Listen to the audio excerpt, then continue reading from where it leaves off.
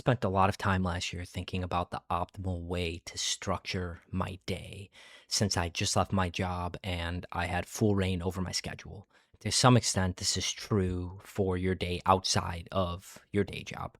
I had always been looking for the best way to structure my day so that I can get the most out of what I wanted from life. And it really to me came down to this perennial challenge of balancing chaos and order and learning how to do that both within and then how that manages your external life. Now, as someone who's a deep admirer of Jung's work and the psychoanalytic approach in general, I subscribe to the idea that there are dynamic entities in the psyche that are all competing for, say, in the totality of a personality. Now, this relates to balancing a day and how one might do that. And here's sort of an example. There are different drives within all of us vying for certain things. So, a very simple example is the hunger drive. If you don't eat for 24 hours, that drive within is going to be the thing that dominates a personality, right? We have a term for this that we call when somebody's really hungry and they haven't eaten for a long time. We call them hangry. Like some people's personalities will change into that of a mood that is pervaded with anger because they have not had food. So this is like you might ask yourself a question in that case. Are you yourself or are you more of the hunger drive, right? Like in many ways our ego equips and places all these competing drives in a hierarchy, and at given moments you are vying for that given drive.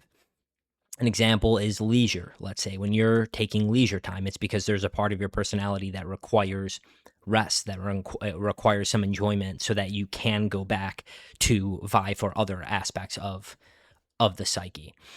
So when I was scheduling my day, and as someone who writes fiction, and for anybody who likes creative works or creative tasks, this will resonate. I realized that there are the two primary in terms of my career schedule. There are the two higher order orienting aspects of the psyche within that had the say of how the schedule works, and this applies on the micro and the macro. Now, the two I'll talk about today that I just mentioned are the artist and then the executive. So the artist is it's the inner creative. It's the one that writes the fiction. It's a part of the personality which likes chaos because that chaos is almost an extension into what we call the muse.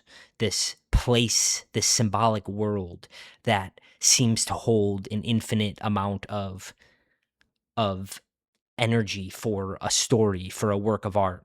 And it seems that this personality loves to reach in there and make sense of whatever that place is through the medium of art. So when I say this artist within, so like what is like we could ask ourselves a question like what is the creative function?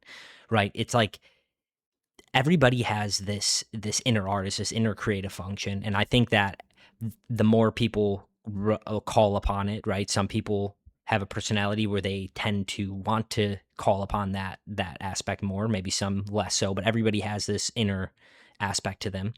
And I think that that creative function is unique to every individual, and it is expressed through and like that inner artist tries to make sense of whatever that place is, right? Like we could speculate about it. People have called it the muse. I would argue it's like something like the collective unconscious, Michael Levin's platonic space, the archetypal realm, right? The symbolic world. All of these, I think, point to the same world. And then an individual has unique experiences, feelings, and thoughts.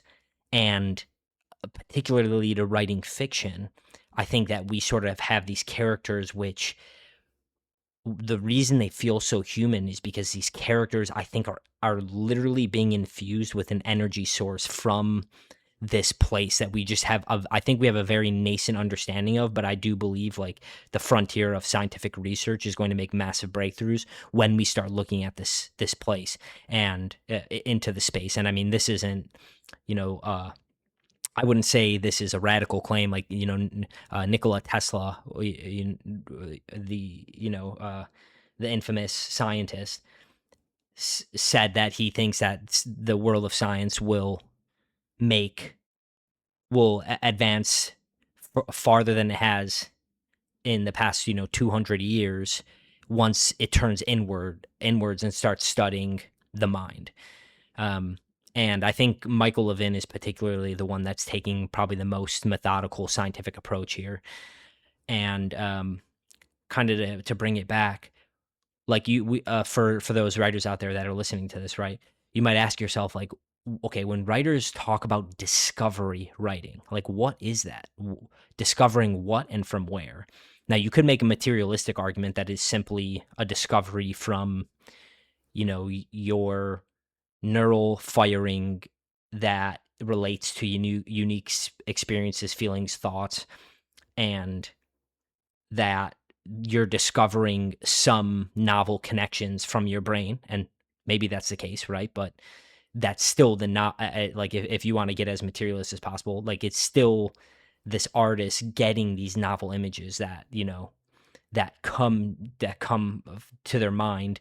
And like, I would argue it's probably from something outside of the mere material world. But to come back to the sort of scheduling aspect, right? This artist, the inner artist function, the behavior pattern associated with it seems that it's very inviting of everything, and almost it's almost non-judgmental, as if like it's doing the art, and it does the art in a form that feels right for it, and it's a great thing to call upon. Now, one thing though is, like, if you give complete reign to the artist and there's no order, and I'll make an argument that I do think order is highly important for art, even in the case of pure discovery writers in the fiction sense. The typically the ordering, it comes afterwards. And this is where the second inner function comes, which is the executive. Now, I'm a very conscientious person. I love a lot of order, and something that always rubbed me the wrong way is that art is romanticized as like this messiness, right? Like, people, like, I don't know. I feel like there's this romanticization of art in a, you sort of imagine this, wild room, pictures or paintings posted everywhere.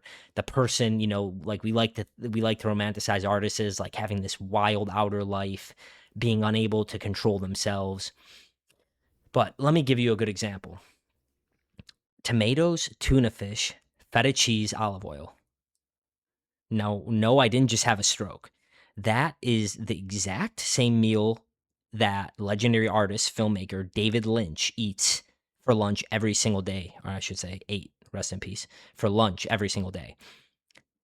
For dinner, he had little pieces of chicken, broccoli, and a little soy sauce.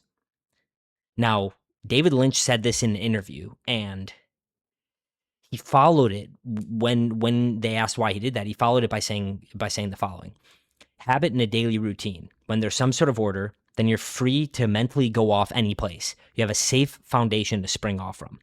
The purer the environment, the more fantastic the interior, it seems to me. And he goes on to say that it's very important for him, specifically in the creative process. Now, I didn't mimic my meal structure after David Lynch, but I came to a very similar conclusion through doing the same thing. Like, I eat the same breakfast, lunch, and dinner Monday through Friday. Now, I give myself, because let's say, for example, to use the terms I've been using, to give the sort of artist its say in during mealtime. On the weekends, I'll let myself eat different lunches and different dinners, but I like having that base, specifically Monday through Friday, because I've come to the same conclusion as David Lynch, that like, the more my day has an order in some of the more mundane aspects or some of the aspects that are necessary for life, or as I've been, to use the terms I've been talking about this in, to give other parts of the personality and other inner instincts and drives their satisfaction in through daily habit and in an orderly routine, then it allows the artist to go wild more so because there's less to worry about for other parts of the personality.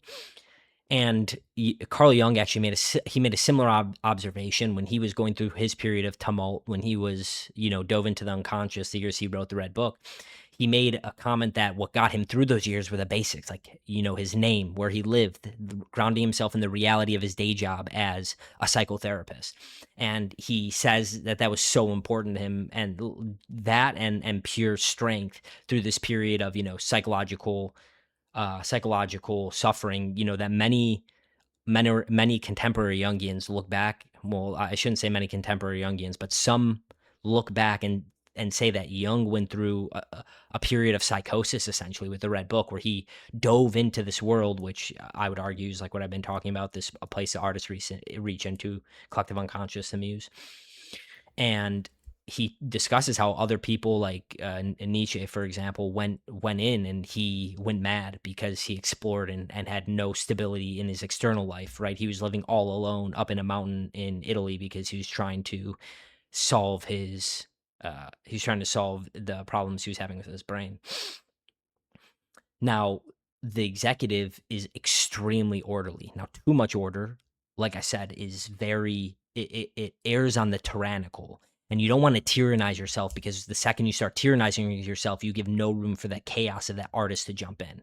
So, how I solve this problem through my days is with what I refer to as containers.